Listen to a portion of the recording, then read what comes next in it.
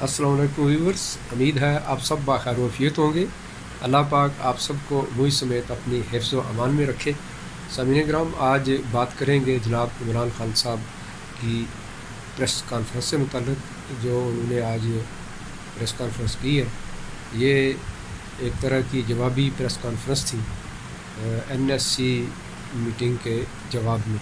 जैसा कि आप जानते हैं कि NSC की मीटिंग हुई 22 तारीख को, यानी 22 अप्रैल को, और प्रेस रिलीज़ उन्होंने जारी की जिसमें इस बात का ज़िक्र किया गया बड़ी वज़ाहत के साथ कि किसी तरह की बैरूनी साजिश के सबूत नहीं मिले। बड़े वाज़ेह अंदाज में ये बात मेंशन की गई है।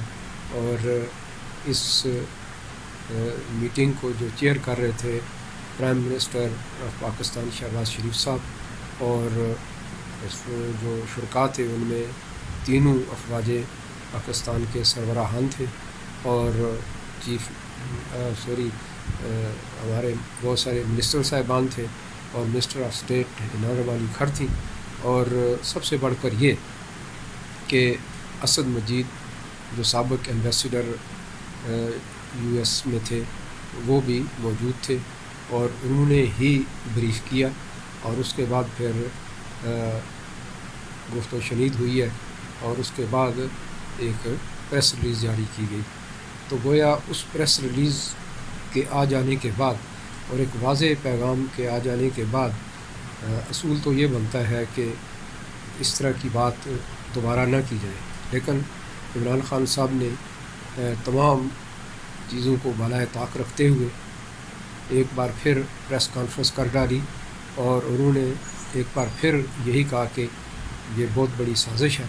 यानी उन्होंने इसको तस्लीम नहीं किया, और फिर उन्होंने इस बात का भी ज़िक्र किया कि एक जुडिशल कमीशन बनाया जाए, और जुडिशल कमीशन का उन्होंने यहाँ तक कहा कि सुप्रीम कोर्ट ऑफ पाकिस्तान के लेवल का वो मामला हो और ओपन हेयरिंग होनी चाहिए। तो सामने मोहतरम, इसका मतलब ये हुआ कि इमरान खान साहब किसी अदालत पर एतमाद नहीं रखते, उन्हें ये यकीन नहीं है। और फिर आप ये देखें कि उन्होंने जुडिशल कमीशन का मुतालबा भी किया था, और साथ में सुप्रीम कोर्ट की ओपन हेयरिंग का ज़िक्र किया। और फिर आप देखें कि फ़ॉरेन फंडिंग केस का एक सवाल उठा, तो फ़ॉरेन फंडिंग केस के सिलसिले में उन्होंने कहा कि जी हम इलेक्शन कमिश्नर ऑफ पाकिस्तान जो राजा सिकंदर सुल्तान हैं, हम उन्हें नहीं मानते, वो जानबदार हैं, और जब से वो इलेक्शन कमिश्नर बने हैं और सारे के सारे फ़ैसले जो है ना वो हमारी जमात के ख़िलाफ़, यानी PTI के ख़िलाफ़ उन्होंने दिए हैं। जबकि आप अगर थोड़ा सा माजी में जाए तो वो इमरान खान साहब के ही मुकर्रर करदा थे। इमरान खान साहब गोया अवामी बयानिया उनका कुछ और होता है, लेकिन जब उनके ऊपर ख़ुद बात आती है तो वो यकसर अपनी चाल बदल लेते हैं। तो सामने मोहतरम, ये इंतहाई गलत किस्म की बात है। और फिर सबसे बढ़कर एक और बात इस प्रेस कॉन्फ्रेंस में उन्होंने जो इंतहाई ख़तरनाक किस्म की बात की है, जब उन्हें ये यकीन हो गया कि NSC की मीटिंग हो गई, और इस मीटिंग में वाज़ेह तौर पर यह पैगाम आ चुका है कि किसी तरह की कोई साजिश नहीं हुई है, तो इमरान खान साहब ने जब ये भांप लिया कि इसके बाद मेरी कोई जगह नहीं है, मेरा ये बयानिया जो है ना वो बुरी तरह पिट चुका है, तो अब मैं कोई नई चाल चलूँ, तो उन्होंने फिर वही पुरानी चाल चली है, यानी ब्लैकमेलिंग। और वो ब्लैकमेलिंग करते बड़े खूबसूरती के साथ हैं। वो आवाम में चले जाते हैं और सादा लोगों को पकड़ते हैं, यानी ऐसे ग्रुप्स को, ऐसे एज लिमिट के लोगों को पकड़ते हैं कि जिन की सोच पुख्ता नहीं होती, यानी यूथ को पकड़ते हैं। तो आप ख़ुद समझते हैं कि ये यूथ अगरचे हमारा एहसासा है, लेकिन इनको जिस लाइन पे लगाया जाए ये उसी लाइन पे लग जाते हैं, क्योंकि पुख्ता ज़हन नहीं होते ये लोग, और इनके सामने जो बात की जाए तो जोश में ये होश खो बैठते हैं। तो इमरान खान साहब ने एक लफ्ज़ शनासी का कहीं से कोर्स किया हुआ है, और वो कौम को इस तरीके से डील करते हैं। आप देखें कि जो पिछले दफ़ा उन्होंने دھرنا دیا، جو انہوں نے ملک میں خانہ جنگی مچائی رکھی، جو انہوں نے جگہ جگہ پہ جو ہے نا وہ پروٹیسٹ کیے، پھر اسلام آباد آ کے بیٹھ گئے، اور اس کے بعد انہوں نے پی ٹی وی پہ حملہ کیا، پھر اسی طرح سپریم کورٹ آف پاکستان کی عمارت پر انہوں نے حملہ کیا. ساری چیزیں آپ کے سامنے ہیں. وہ پکچر ایک دفعہ آپ اپنے سامنے رکھیں تو غور کریں کہ اس کے اندر کس ایج کے لوگ تھے. تو یقیناً آپ کے سامنے تمام ینگ لوگ ہی نظر آئیں گے. اس وقت بھی ینگ لوگ تھے اور آج بھی انہوں نے ایسا ہی کیا ہے، اور اس یوتھ کو لے کر وہ آگے چل رہے ہیں. حالانکہ یہ نہیں ہونا چاہیے. وہ سنجیدگی کا مظاہرہ کریں اور اس طرح ہماری اس یوتھ کو جو قومی اثاثہ ہیں انہیں ایک ڈگر پہ نہ چلائیں. یہ قومی لیڈر کی شان نہیں ہے، بلکہ یہ بلیک میلنگ کا ایک طریقہ کار ہے. اس میں کوئی دوسری رائے نہیں ہے. تو سامنے محترم آپ خود دیکھیے کہ یہ جو طریقہ کار ہے یہ کس قدر ڈینجرس ہے، کہ انہیں جب یقین ہو گیا کہ نہ عدالتیں اس بات کو مانیں گی، کیونکہ اگر سپریم کورٹ آف پاکستان میں بھی یہ کیس جاتا ہے تو لازمی بات ہے کہ اس کی انویسٹیگیشن کے لیے انہی ایجنسیوں سے رجوع کیا جائے گا. اور آپ خود سمجھتے ہیں کہ جب ایک بار ایجنسیوں نے اس کی چھان بین کر لی ہے، انویسٹیگیشن کر لی ہے، تو کیا اس کے بعد وہ اپنا فیصلہ بدلیں گے؟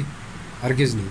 اس لیے کہ اگر وہ اس فیصلے کو بدلتے ہیں تو جو اب فیصلہ وہ دے چکے ہیں کہ اس میں کسی طرح کی کوئی جو ہے نا وہ ایسی بات نظر نہیں آ رہی ہے، ہمارے یعنی کوئی ثبوت نہیں ملے ہیں سازش کے، تو کیا وہ اس کے بعد جب انویسٹیگیٹ ہوگا تو وہ کہیں گے کہ اس کے اندر فلاں فلاں ثبوت تھے، تو گویا وہ اپنے بیانیے کے اگینسٹ جا رہے ہیں.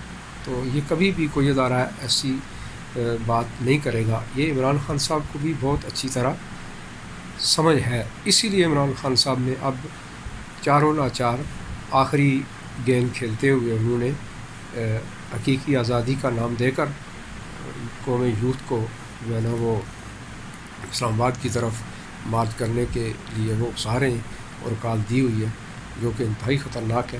تو سامعین محترم آپ دیکھیے عمران خان صاحب جو ایک طرف تو وہ آئین شکن ہے. اس میں آپ خود دیکھیے کہ 9 اپریل کو، پہلے تو 3 مارچ کو کیا ہوا، پھر 9 اپریل کو جو سارا دن ہوتا رہا اور شام اور پھر رات 12 بجے تک عمران خان صاحب کیا کرتے رہے. پورے ملک کو انہوں نے ہاسٹیج بنایا ہوا تھا.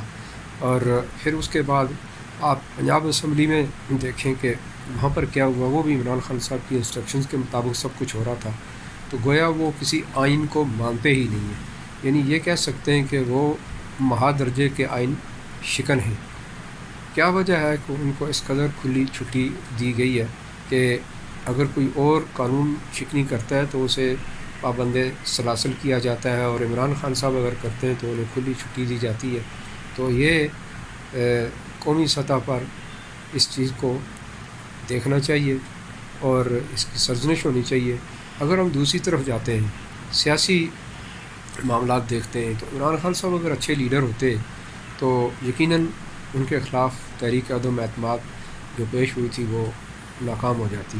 اس لیے کہ جب ان کا کمانڈ اینڈ کنٹرول ہی نہیں ہے، وہ ملک کو صحیح طریقے سے چلا ہی نہیں سکے، ان ایفیشینٹ قسم کے وہ حکمران رہے ہیں، تو ایک تو سیاسی طور پر وہ انتہائی نکمے قسم کے شخص ہیں، اور اخلاقی طور پر ان کی یہ حالت ہے کہ اگر ان کے خلاف کوئی فیصلہ آتا ہے تو کل جس کا وہ یہ کہہ رہے ہوتے ہیں کہ جی اگر عدالت ہمارے خلاف کوئی بات کرے تو ہم اس کو مانیں گے، اور جب حقیقت میں فیصلہ آتا ہے تو عمران خان صاحب قوم یوتھ کا سہارا لے کر بلیک میلنگ کرتے ہیں اور اداروں کے اوپر دباؤ ڈالتے ہیں.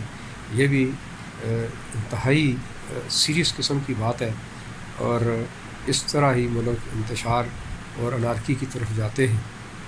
یہ ایک منظم قسم کی بذات خود ایک سازش ہے، اور اب تو چاہیے یہ کہ اس سازش کا پتہ لگانا چاہیے کہ وہ کون سے عوامل ہیں یا وہ کون سی پس پردہ طاقتیں ہیں جو عمران خان صاحب کو مختلف قسم کے پلان تیار کر کے دیتی ہیں. وہ بار بار ناکام ہوتے ہیں اور ایک نیا پلان لے کر سامنے آ جاتے ہیں.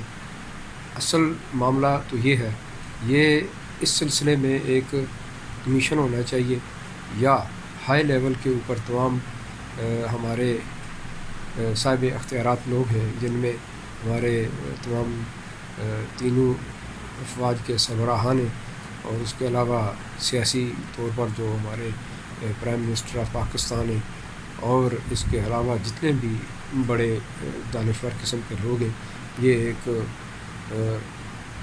بہت بڑا ایک کمیشن بنانا چاہیے، اور مل بیٹھ کے اس کے اوپر سارے پوائنٹ مد نظر رکھ کر اور اس کے اوپر یہ فیصلہ کرنا چاہیے کہ ایسا کیوں ہوتا ہے کہ بار بار عمران خان صاحب 2014 سے لے کے آج تک جو کچھ کرتے آئے ہیں، اور اس کے پیچھے کوئی نہ کوئی ضرور ہوتا ہے، اور کبھی کوئی سازش نکل آتی ہے۔ جاوید ہاشمی صاحب کا ذکر آپ نے، ان کی جو تقریر تھی وہ بھی آپ نے سنی ہوگی، وہ پلان بھی ایک دفعہ سامنے آیا تھا لیکن کچھ بھی نہیں ہوا۔ سامعین محترم، پھر اگر ہم دیکھیں اخلاقی قدریں ان کی اس قدر وہ پستہ ہیں کہ آپ تصور بھی نہیں کر سکتے کہ توشہ خانہ جو ایک قومی لیول کا ایک ادارہ ہے، اس میں جو ہے نا وہ گفٹ جو آتے ہیں وہاں رکھے جاتے ہیں، اور ان گفٹ کو بھی ان کے اوپر بھی عمران خان صاحب نے ہاتھ صاف کیے ہیں۔ تو سامنے محترم، اس کے بعد کچھ نہیں رہ جاتا، اور پتہ نہیں کون لوگ ہیں جو عمران خان صاحب کو لیڈر مانتے ہیں۔ لیڈر کی تو یہ کوالٹیز نہیں ہوتی ہیں۔ بہرحال یہ ہے کہ ہم اس لیول پہ نہیں جا رہے، لیکن اس طریقے سے عمران خان صاحب ملک پاکستان کو شدید نقصان دے رہے ہیں، اور انتشار اور انارکی پھیلانے میں عمران خان صاحب کا بہت بڑا رول ہے۔ اس وقت ملک اگر ترقی نہیں کر رہا، جو پچھلے 4 سال سے نہیں کر رہا تھا، تو عمران خان صاحب ذمہ دار تھے۔ اس سے پہلے بھی انہوں نے جو سابقہ حکومت تھی اس کو کام کرنے نہیں دیا، پروٹیسٹ ہی کرتے رہے، اور اب جب ان کی نالائکی کے اوپر ان کی حکومت کو برطرف کر دیا گیا ہے اور نئی حکومت آئی ہے، وہ بھی عارضی سیٹ اپ ہے، اسے بھی وہ ایکسیپٹ نہیں کر رہے، تو اس کا مطلب یہ ہوا کہ یہ کہیں اصل میں بیرونی سازش یہی ہے۔